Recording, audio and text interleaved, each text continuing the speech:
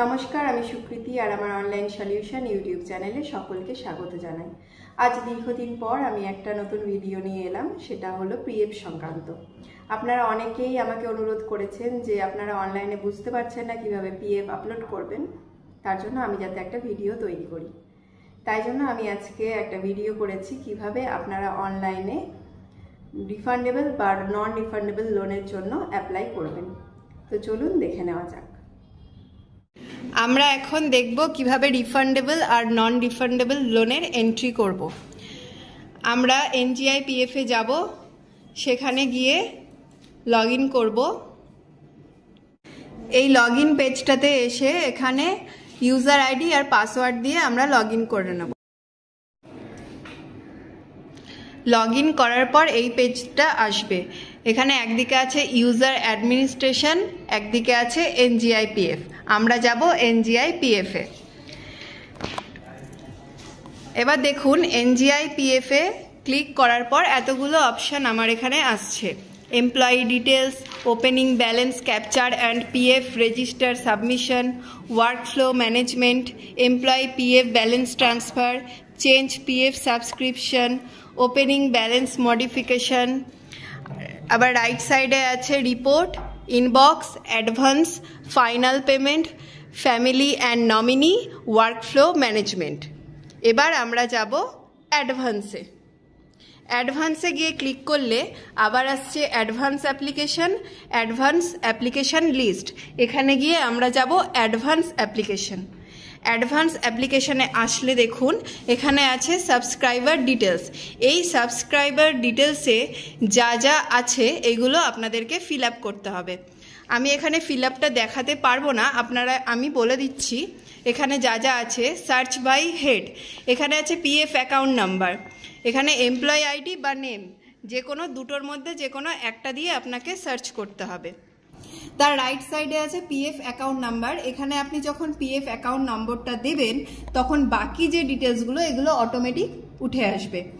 PF account নম্বরটা যখন দেবেন তখন আপনার employee ID, HOA, PFD, admin, designation, date of retirement, employee type, account number, যা যা আছে বাকি, name, treasury department, date of joining, basic pay, bank, IFSC, এইগুলো সব অটোমেটিক উঠে যাবে।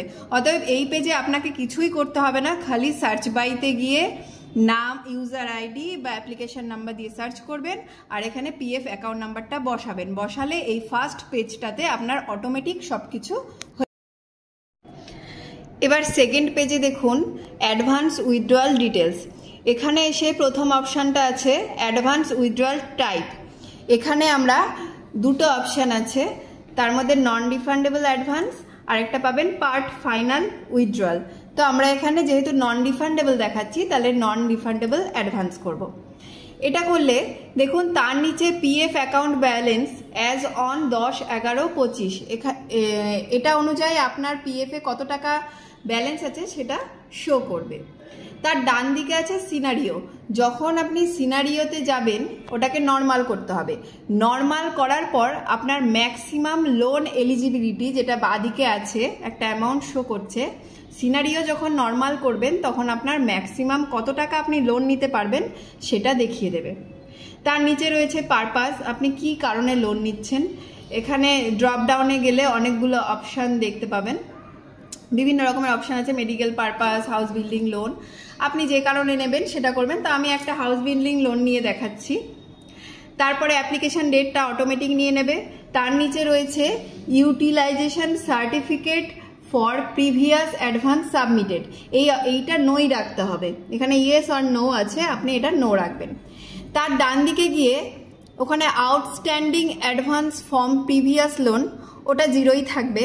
তার নিচে রয়েছে আপনি কত টাকা লোন নিচ্ছেন, কত টাকা আপনি লোন নিতে পারবেন, সেই অ্যামাউন্টটা আপনি অ্যাডভান্স উইথড্রয়াল অ্যামাউন্টে বসাবেন। আর কিছু করতে হবে না। এবার রয়েছে অ্যাটাচমেন্ট। এই অ্যাটাচমেন্টে গিয়ে এখানে দেওয়া আছে 3টে ম্যাক্সিমাম ফাইল আপলোড করা যাবে এবং এই 3টের সাইজ হতে হবে টোটাল মিলিয়ে 1 MB। যা যা আপলোড করতে হবে সেটা হচ্ছে, যদি আপনি হাউস বিল্ডিং লোন নেন তাহলে যিনি লোন নেবেন তার অ্যাপ্রুভাল কপি, রেজলিউশন আর হাউস বিল্ডিং এর যে প্ল্যান সেটা আপলোড করতে হবে। আর যদি মেডিকেল পারপাসে লোন নেন তাহলেও সেই ক্ষেত্রেও আপনার অ্যাপ্রুভাল কপি, রেজলিউশন আর আপনার মেডিকেল সার্টিফিকেট আপলোড করতে হবে। তো এবারে আমরা আপলোড করে আমরা সেভে ক্লিক করেছি। সেভ ক্লিক করার পর এখানে আবার কনফার্মেশন মেসেজ এসছে, ভেরিফাইড অ্যান্ড চেকড। আমরা ওটাকে ক্লিক করে ওকে করে দেবো। দেখুন এখানে মেসেজ দিয়েছে application successfully created and advance ID generate. এরপরে নিচে দেখুন অ্যাপ্রুভ অপশান আছে, সেভ অপশানের পাশে যে অ্যাপ্রুভ অপশান আছে ওখানে আমরা ক্লিক করব। আবার আপনাকে ভেরিফাইড অ্যান্ড চেক করতে বলছে, ওকে করব।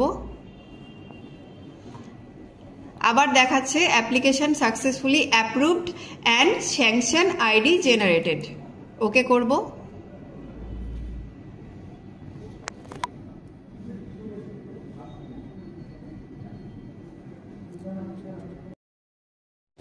এটার পরে আমরা নিচে দেখবেন ওখানে ব্যাক অপশান আছে, সেইখানে ব্যাকে গিয়ে আবার আমরা এই পূর্বের অপশানটায় ঢুকবো, অ্যাডভান্স অ্যাপ্লিকেশন লিস্ট।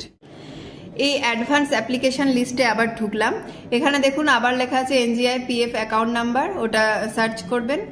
আর এনজিআই পিএফ অ্যাকাউন্ট নাম্বারটা দেওয়ার পর এখানে লেখা আছে ফ্রম ডেট। ফ্রম ডেট মানে আপনি যেদিন অ্যাপ্লিকেশনটা ক্রিয়েট করছেন, ধরুন আপনি আজকের দিনে ক্রিয়েট করছেন, তো আজকের ডেটটা ফ্রম ডেটে দেবেন। টু ডেটেও সেম আজকের ডেটটাই দেবেন। ধরুন আজকে 10-11-25, আমরা ফ্রম ডেটেও 10-11-25 দেবো, টু ডেটেও 10-11-25 দেবো। দিয়ে যে নিচে সার্চ অপশান আছে এখানে আমি সার্চ করব। এই সার্চটা করলেই আপনারা নিচে দেখতে পাবেন যে এনআর অ্যাপ্লিকেশন লিস্টটা ওখানে দেখাচ্ছে এবং তার পাশে একটা অ্যাকশন বাটন দেখতে পাবেন। আমি দেখাতে পাচ্ছি না কারণ যেহেতু কারো পার্সোনাল ইনফরমেশন দেখানো যায় না। আমি ভালো করে বলে দিচ্ছি, আরেকবার শুনে নিন। আপনি যখন এখানে সার্চ করবেন, সার্চ করলে নিচে ওনার অ্যাপ্লিকেশন নাম্বার দিয়ে ওনার ডিটেলসটা দেখাবে, তার পাশে লেখা থাকবে অ্যাকশন বাটন। সেই অ্যাকশন বাটনে ক্লিক করলে আপনি যেই ফর্মটা ভরলেন সেই ফর্মটা পুরোটাই ওখানে দেখতে পাবেন। তো এই মুহূর্তে এর কোনো পিডিএফ অপশান নেই, আপনি ডাইরেক্ট Ctrl+P মেরে এর প্রিন্ট আউটটা নিয়ে নিজের কাছে রাখবেন। এইটুকুটাই, আর কিছু নেই। এইভাবেই আপনারা আপাতত এই মুহূর্তে নন রিফান্ডেবল বা রিফান্ডেবল লোনের জন্য অনলাইনে অ্যাপ্লাই করবেন।